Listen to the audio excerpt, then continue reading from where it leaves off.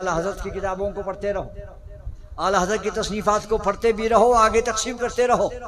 तर्जुमा पढ़ना भी बाजार के किसी उर्दू तर्जुमे को मत पढ़ो, इसलिए बाजार में बड़े तर्जुमे आ गए उर्दू के, और जब से उर्दू तर्जुमे आ गए तब से सारे फसाद शुरू हो गए हैं।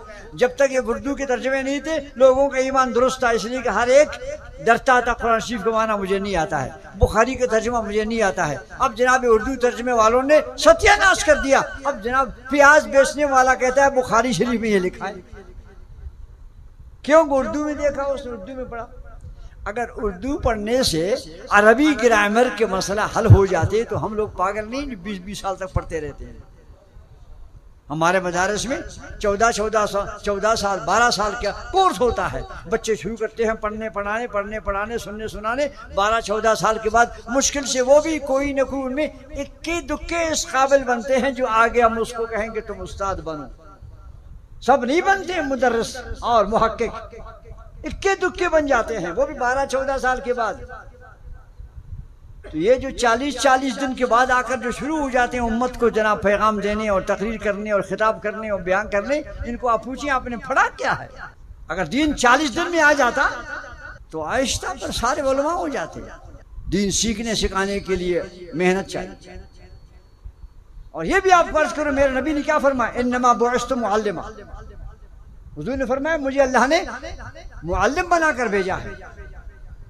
अब जनाब वो दोस्त नहीं, ये कभी कभी आते हैं उलमा से कहते हैं वक्त लगाएं, आप वक्त लगाएं। बाबा ये सबसे बड़ा वक्त है, जो उलमा पढ़ा रहे हैं ये सबसे बड़ा काम कर रहे हैं। आपका काम तो मिस्किन वो तो फैली है, ये असल है, वो नकल है।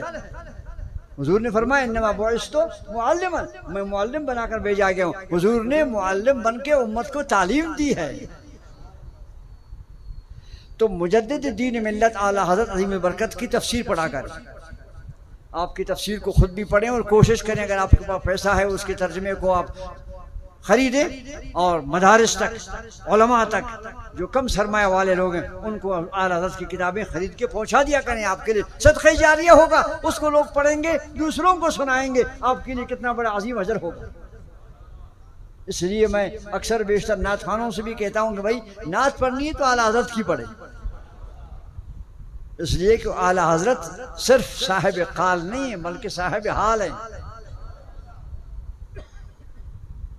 बाकी हज़रात नात खान जो हैं वो अक्सर बेशतर ज़्यादा साहिब काल होते हैं, अल्फाज बना देते हैं, तरतीबवार बनाते हैं और उनके वजन बराबर कर देते हैं, लेकिन साहिब हाल होना तो नसीब की बात है। तो आला हज़रत के नातिया कलाम जितने भी हैं वो सब कुरान और हदीस से बने हैं। एक एक शेर में आला हज़रत जनाब आप हैरान हो जाएंगे, एक एक शेर के अंदर एक हदीस शरीफ का खुलासा पेश किया। तो अब समझेगा उसको कौन? वही समझेगा, इसने हदीस पढ़ी होगी तो वो समझेगा ना।